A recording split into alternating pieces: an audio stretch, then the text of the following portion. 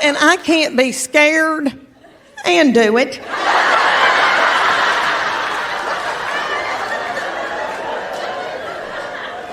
All right, well, let me tell y'all. Let me get back to what it's like us going to bed. Okay.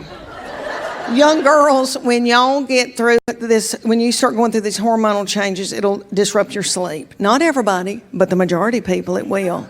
And it did me. I haven't slept in years. And I said to my nurse practitioner, I can't sleep. And she said, do you want some Ambien? And I was like, I would love some Ambien. But will I get hooked on dope? Marijuana is not legal here in Kentucky, right? It's not in Tennessee either. Okay. I don't mean to scare y'all, but I travel all over the United States. And let me tell you something. Everybody is high on marijuana. Everybody. Everywhere I go, I walk down the street, walk in the elevator, and I didn't know what was happening for a long time, and I thought, who's boiling all this cabbage?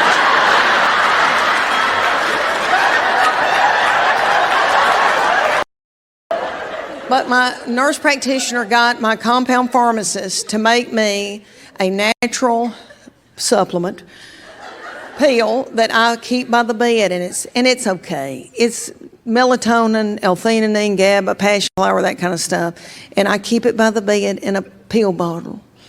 And my husband is still tickled with me, if you know what I mean.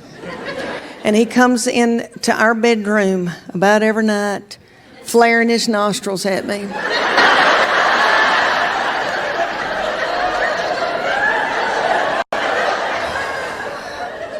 And I know what that means. And I wish you'd speak to me.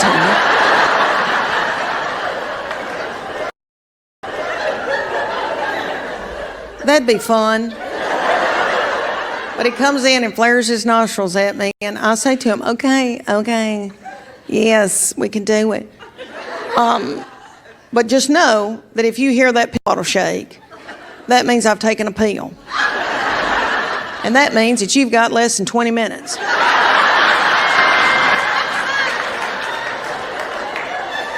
And then my eyes are going to roll back in my head. And then I'm going to need you to leave me alone at that point. And he gets hyper-focused on his phone looking at sports or something. And then I'm over here with two beagles in the bed in a gown and praying to the dear Lord, please let me sleep through the night, Lord. Please let me sleep through the night. And I drift off to sleep. And then my husband remembers me.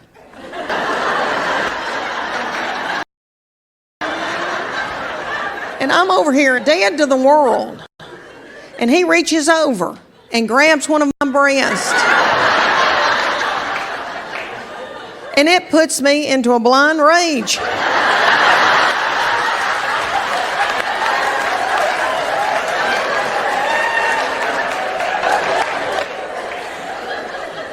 All right, let me tell y'all about these precious children that I got to have.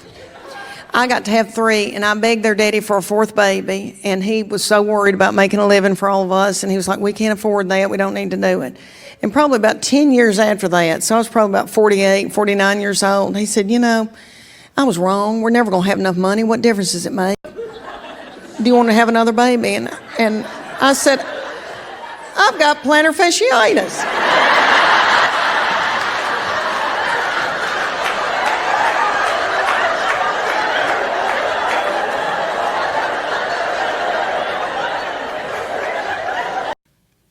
I'd leave a baby at Target by accident.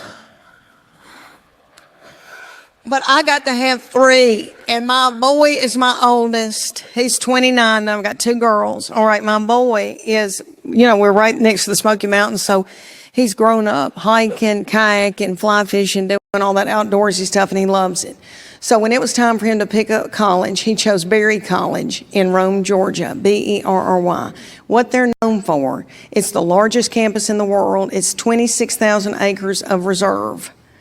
They have mountain bike trails, all the stuff he loves, rock climbing, all this stuff. There's only 2,000 students there, so there are more deer than there are children. and they have these entrepreneurships, and everybody there has a job, has to work. But my boy started the cage-free egg enterprise and raised 200 chickens while he was in college and sold the eggs to the local restaurants and cafeteria, and it's still going to this day.